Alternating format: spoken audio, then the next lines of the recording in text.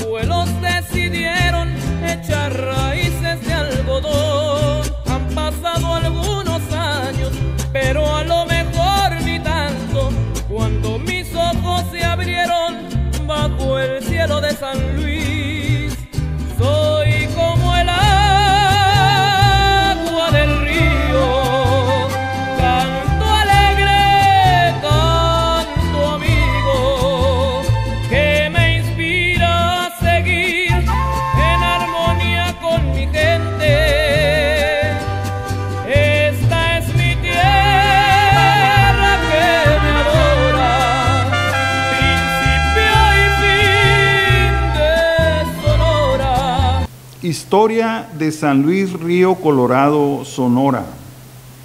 El triunfo es el premio del esfuerzo, lema oficial del Ayuntamiento de San Luis Río Colorado, Sonora. San Luis Río Colorado, Sonora es una ciudad hermana de Mexicali, de Calexico, California, de Yuma, Arizona y de San Luis, Arizona. Su existencia, al igual que la de sus ciudades hermanas y vecinas, se sustenta en la posibilidad de acceder a las aguas del río Colorado. San Luis Río Colorado, Sonora es una ciudad del desierto. Se ubica en la mesa arenosa del inmenso desierto de Altar. Las etnias yumanas se ubicaron en las márgenes del río Colorado. Los Pimas, Cucapás y Quechan vivieron por centurias de acuerdo a las leyes naturales. Eran cazadores, recolectores, pescadores, agricultores. Siguiendo las rutas del agua, recorrieron los valles y desiertos del río Colorado. A principios del siglo XX, el gobierno federal mexicano mostró interés en resguardar esta parte de la frontera México-Estados Unidos. Para tal fin, el general Plutarco Elías Calles envía un destacamento militar, el cual promueve la creación de una colonia agrícola militar bajo el mando de Rodolfo Ibarra, Carlos Calles y Enrique Peralta. Para incentivar el poblamiento de esta región, se les ofrece el acceso a tierras a familias mexicanas repatriadas de Estados Unidos.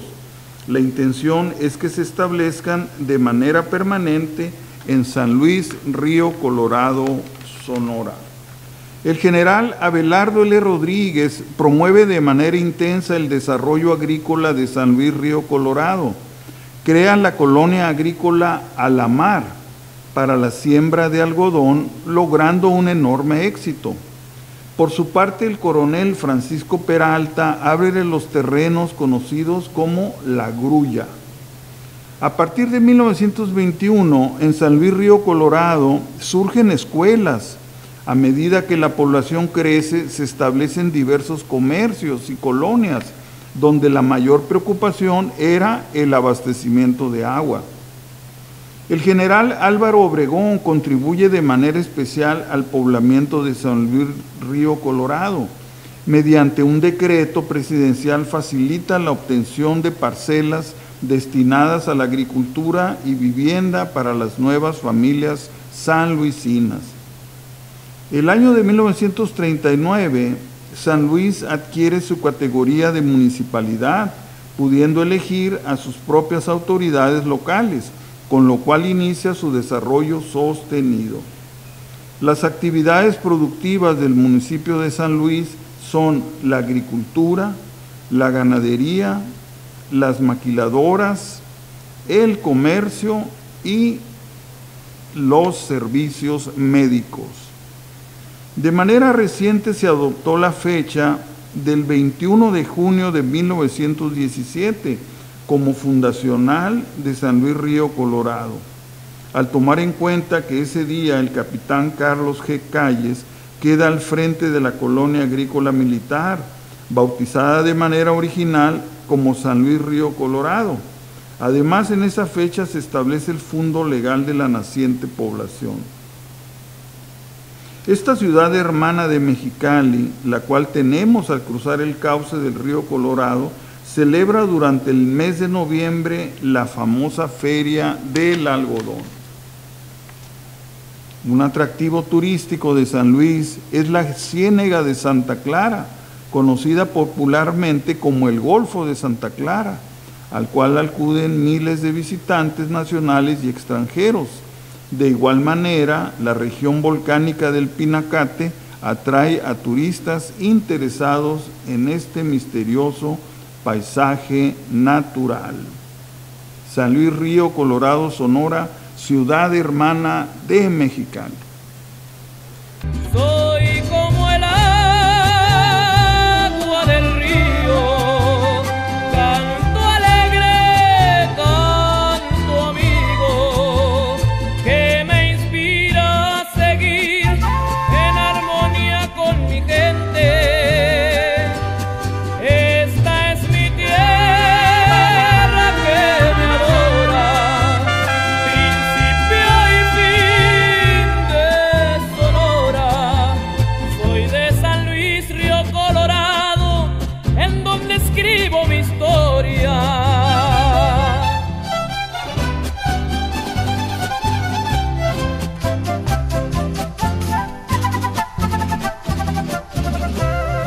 Entre calles polvorosas jugué y crecí con mis amigos. Federico Iglesias Serafín.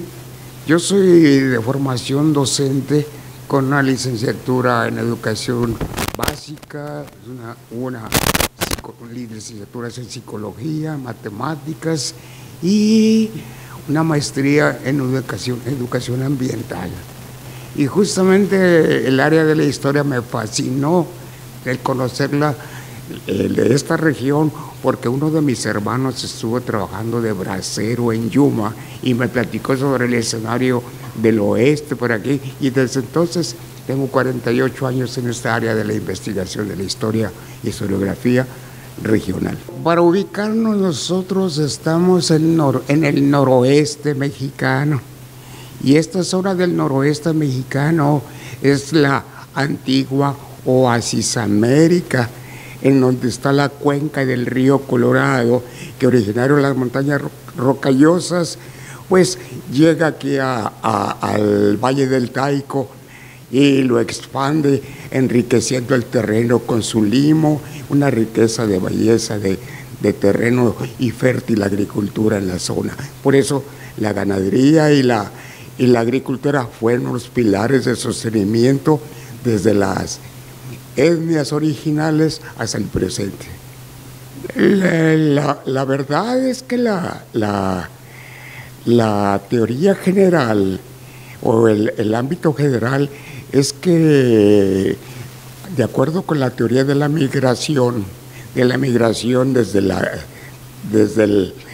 el origen de la civilización, parece que entró por las Islas Aleutianas, algo que dice ahí.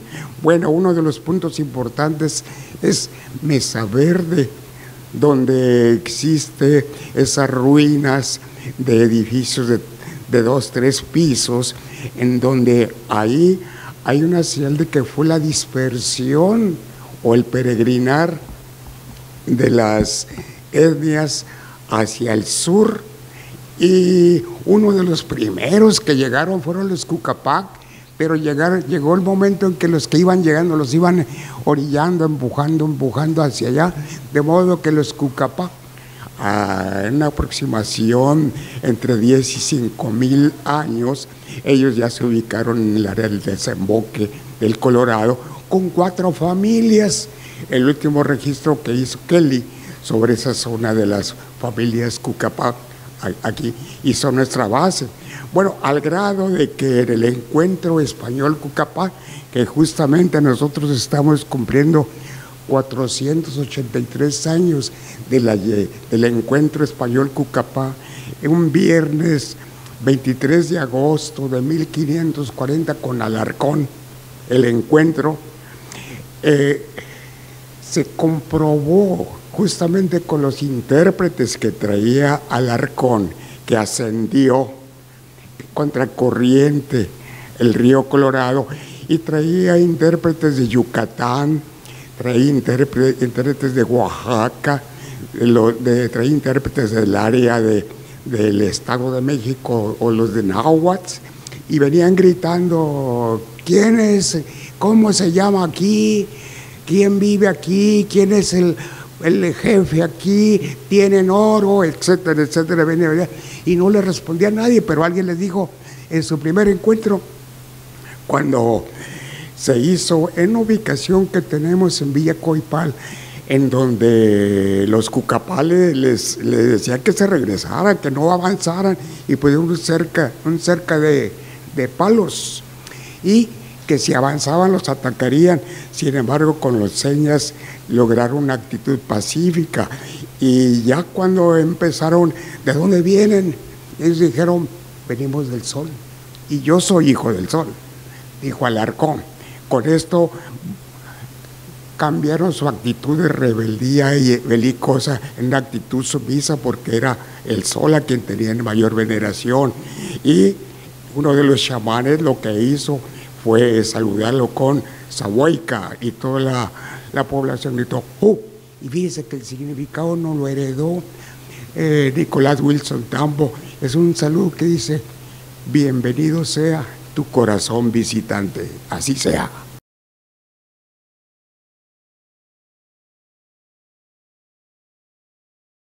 Jacobo Blanco en 1872 volvió a registrar el rancho de Doña Juana, y estos se decían descendientes de Salvador Palma y Josefa Domínguez. Estos avanzan hasta donde estamos hablando, hasta fundar Ciudad Lerdo en 1872, con la época de navegación sobre el Colorado, en donde realmente como consecuencia de la fiebre del oro en California, que se acaba el oro y luego surge la fiebre del oro en Arizona, que está calculado que por día llegaron a pasar hasta 70 personas, más de 3,000 al mes, por lo que registraron las rancherías y los puertos del Colorado, de modo que quien, siendo Guillermo Andrade, cónsul en San Francisco, logra del porfirismo una extensión de terrenos que casi completa un 500,000 de hectáreas. Y con esto se origina el Rancho Andrade, justamente donde estaba el rancho de Doña Juana, que ya, por cierto, en 1863 había establecido como la Hacienda Mariposa, muy próximo, donde no había campamento. Pues con esto, señor, muere Andrade, y a la muerte de Andrade hubo muerte de Andrade en la Ciudad de México en 1905. Los rancheros de ahí, pues muy amigos de quienes estaban tendiendo un riel del ferrocarril de Yuma, tratando de revivir Puerto Isabel. Ellos, Tito López Toro propuso que a la muerte de Andrade, pues el rancho ya se llamara como se celebraron el día de San Juan y el día de San Luis, en el domingo más próximo, le pusieran por nombre de San Luis. Así es que nosotros ya tenemos como 114 años con el nombre de San Luis. Y de la docena de habitantes en 1907 y 17, cuando llega el capitán Calles, justamente donde Madero pretende incorporar todos los grupos revolucionarios, incorporándolos al ejército. Entonces, y funda colonias militares, una de ellas es la de San Luis Río Colorado, que fue la época revolucionaria. Y oficialmente funda legal del naciente San Luis Río Colorado en Rancho Andrade, o terreno del monumento, el 21 de junio de 1917.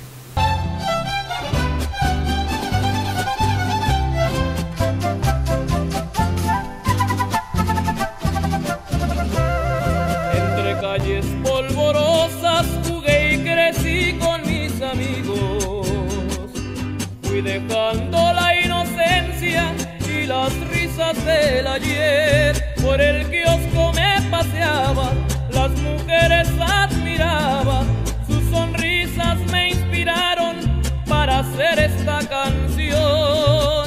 En la quietud de mi nostalgia, recorriendo sus poblados, imagino el mar del Golfo, atardeceres y saguaros. Había 4 casas: la de don Chema Domínguez, José Dolores Cuevas, Mariano Otero y de otro señor que no se recuerda. Justamente la de Otero ya estaba en terreno estadounidense porque ya estaba marcada la línea, justamente el Junto Legal quedó adherido junto al Monumento 204 o al Mojonero 204. Pues ya habían presentado Cipriano de Domínguez de 1882 cuando se disolvió Colonia Lerdo, de que todos los extranjeros le cobraban renta por el piso de sus casas y pago por el agua que tomaban sus perros y sus caballos. Así es que y eso lo presenta periodísticamente y documentalmente, en donde se ve que esas 20 familias residían aquí, pero había otras que residían en lo que fue Rancho Andrade y luego Rancho San Luis. Pues en esta fecha es cuando se había reportado que ya los norteamericanos continuaban recorriendo la línea fronteriza. Ante esto, el gobierno de Sonora pretendió proteger su línea y envió al capitán Carlos G. Calles, quien hizo la distribución de terrenos porque era incorporar a los gente revolucionaria a la agricultura. De esta manera se cumplía con los postulados de la Revolución Mexicana, dándoles tierras y iniciando la agricultura que ya había empezado en San Luis, que era agricultores y ganaderos. Entonces, la colonia militar termina con el asesinato del capitán Calles el 13 de mayo de 1920. Fíjese que ya por esa fecha había iniciado en Estados Unidos la ley seca norteamericana desde enero. Entonces,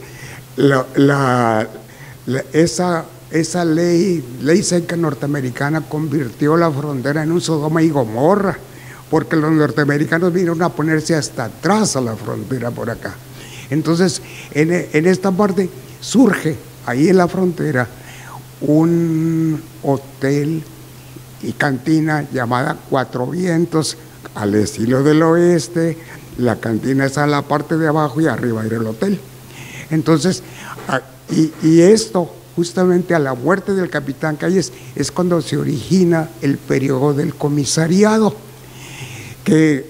pero que precisamente en el periodo del comisariado, le vamos a decir que hubo esos 14 comisariados, paradójicamente, o no sabemos por qué, pero el primero y el último murieron asesinados.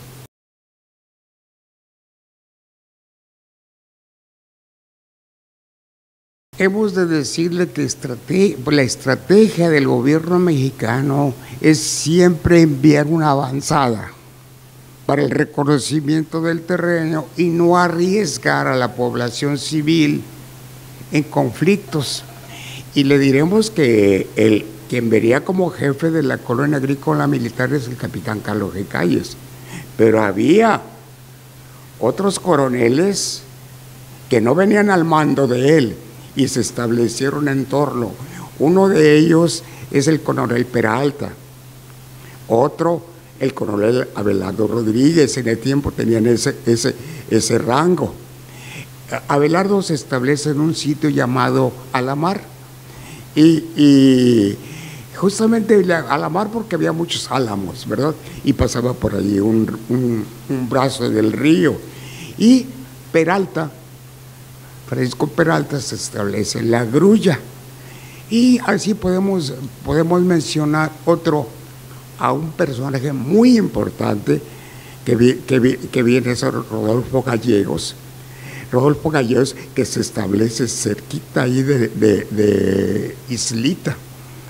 Lo mismo que podemos hablarle de otros que no formaban parte del listado oficial, sino que eran un listado todavía muy privado que hay, porque la tendencia era justamente derrocar a Cantú, que se había declarado rebelde al gobierno, se alió al chacal Victoriano Huerta en el asesinato de Madero y continuó él regenteando aquí, de modo de que uno de los amigos de Abelardo, que fue Adolfo Guilelmi, que fue secretario particular del capitán Calles, él pues se movía entre la milicia y la población civil, así es que hizo muchos compadres, al grado que decirle que cuando se intentó tumbar a Cantú, Guilelmi vino como espía, porque se rumoraba que Cantú y Soria se iban a unir. Entonces vino a comprobar la lealtad del comisario en ese tiempo, y lo comprobó porque había loberas y excavaciones tanto rodeando a las 12, 20 casas que había, tanto próximos al río Guayó, porque se trataban de defender, y comprobaron que Abelardo que Soria y el comisario seguían siendo leales al gobierno y no a Cantú.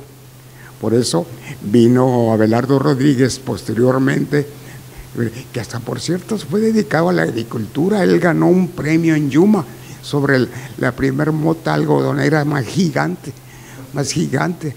Entonces con esto vemos lo que son personajes que en un rango muy bajo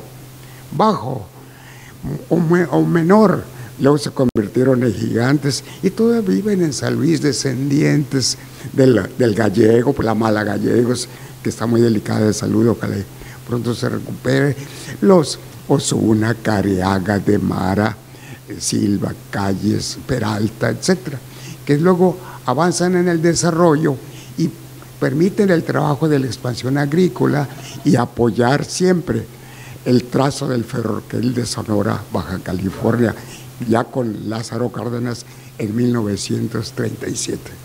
Colorado, en donde escribo mi historia.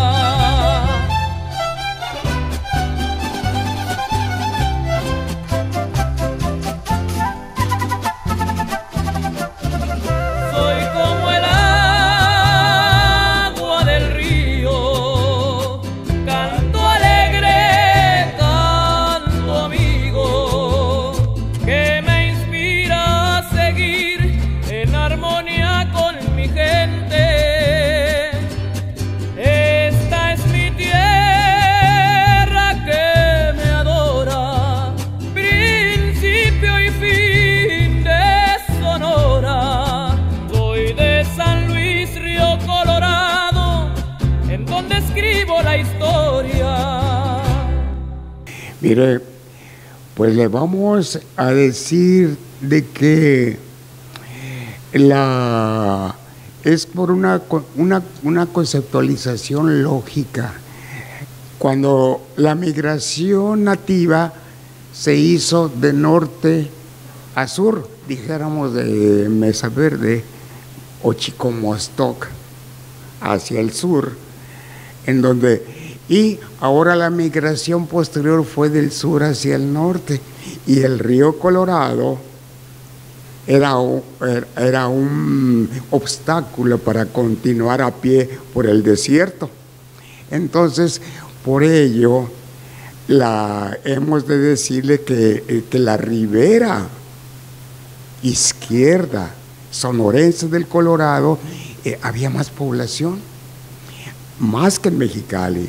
Entonces, y con nombre, con nombre, porque Mexicali adquirió su nombre y su asentamiento ya entrando el 1900, y allá en esa parte ya estaba la población. Como estamos hablando, el origen de la población mexista es desde 1781, con la unión de Palma y Josefa Domínguez. Pero ahora, en estas fechas, pues es decir, que llegó el momento, en una de las ideas, se recuerda usted del filibustero Walker, que quiso apoderarse de Sonora y Baja California, formando una república esclavista. Entonces, para esto, quiere decir que estamos en una zona común, en donde el delta es nuestra cuna común, y las venas del desarrollo, tanto poblacional como económico, político y social, son los canales naturales del río Colorado. Y lo característico es el canal del Álamo, ¿verdad?, que viene desde Algodones. Y fíjese que el aprovechamiento que se hizo al vender Guillermo Andrade los terrenos a la Colorado River Land Company, irrigaron con sus tierras el área del centro California, del Salton Sea, allá. Y luego vieron cómo era una parte del agua que se quedaba, el 50% del caudal se quedaba para irrigar las tierras de Andrade. Entonces vino el interés y pasaba por el México el canal del Álamo en comprar las tierras de aquí y cruzar con un canal el todo americano el agua por el río. Pero de esta manera esta extensión es muy común entre Mexicali y San Luis. Entonces de ahí vendría, bueno, hasta dónde llega Sonora y hasta dónde llega Baja California. Pues generalmente era donde era el cauce principal, la mitad del cauce principal. Sin embargo, negociaciones de sembradíos, de empresarios, cambiaron las decisiones, pero la convivencia ha sido única, fraterna entre Mexicali y San Luis. Por eso estamos viendo que una limitación topográfica es el caudal principal, el centro del caudal principal. Entonces, pero los sembradíos de algunas personas, y ahorita menciono específicamente a Luis B. Sánchez, esa cantidad de hectáreas, justamente Luis B. Sánchez fue cardenista, y justamente en su tierra de origen le fueron expropiadas las tierras en cumplimiento, es decir, en cumplimiento al decreto de expropiación para dar las tierras a los campesinos. Entonces ellos, en el caso de Cárdenas, pues aunque fuera mi amigo, pero cumplo con el decreto, ¿verdad? Entonces él, y sin embargo le dijo, tenemos tierras allá en Baja California, y él con un grupo de sus paisanos vino a comprar esas tierras a la Colorado en ese tiempo, antes de la expropiación que hiciera Cárdenas.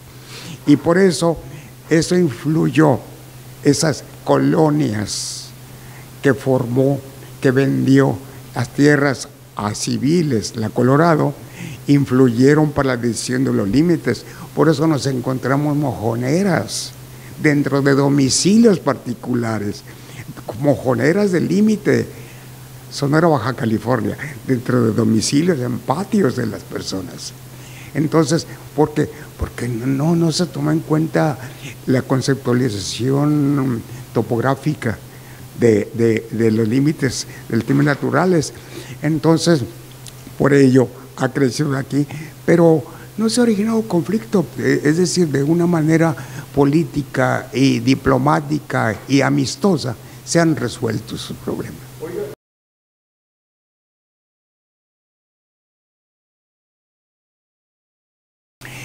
Pues es mirar el contexto de nuestro desarrollo histórico. Hemos de decirle que la agricultura y ganadería fueron tradicionales permanentes por aquí, y que nuestros naturales Cucapá, ellos todavía vivieron en el paraíso al empezar el 1900. Digo porque hay fotografías en donde los naturales, pero al avanzar el desarrollo y traer nueva tecnología, lo comprobado es lo que acabamos de ver, de que Abelardo logró un primer lugar en la mota algodonera y se convirtió esta zona en una zona algodonera, pero porque el mercado también lo exigía. El mercado exigía. Y de esa manera, al cambiar el enfoque comercial, luego se originó en San Luis, que fue triguero, y luego hortalicero, lo mismo en Mexicali, el área de Mexicali, y ahora datilero. Entonces, porque afortunadamente la calidad de la tierra permite el desarrollo de tipos de dátil de alta calidad, mucho mejor que el de Irak, y mucho mejor. Por ellos son los consumidores del dátil salvicino. Entonces, y el área de turismo, si antes era un turismo de diversión, ahora se convierte en un turismo médico, porque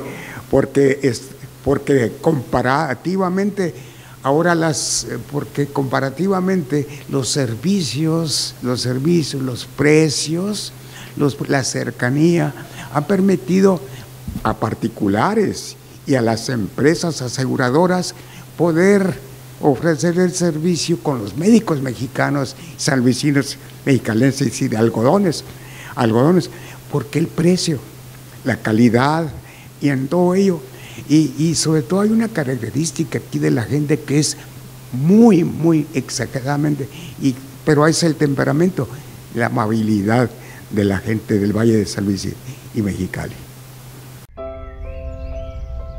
San Luis Río Colorado, una ciudad llena de vida y con mucha historia por delante.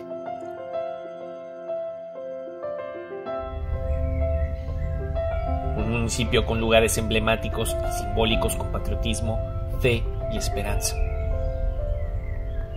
Un valle hermoso con ríos y mares turísticos que se han convertido en emblema de muchos poblados.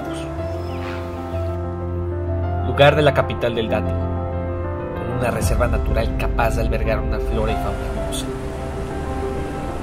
Con una vista árida, clima desértico, pero con el espíritu ardiente. Siendo emblema el puente Río Colorado, sus calles, su tráfico, su espíritu, donde diferentes culturas viven y coexisten para compartir su sabiduría. Lugar de antiguas leyendas que salvaron incontables vidas. Espacio donde los deportistas dan todo de sí para competir en las nacionales, para representar el emblema del municipio con todas sus fuerzas.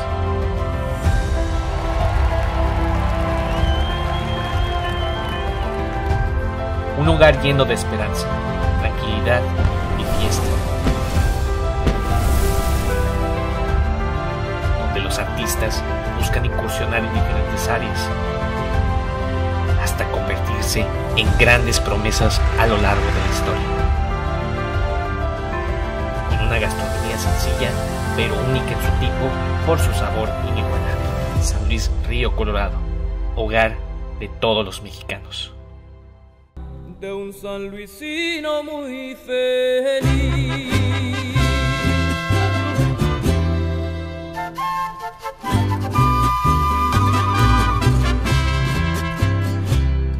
Como el cauce de los años, el río fluye sin parar. Si estoy lejos de San Luis, siempre quiero regresar. Aquí nacieron mis hermanos, aquí crecimos los amigos, aquí en San Luis descansaré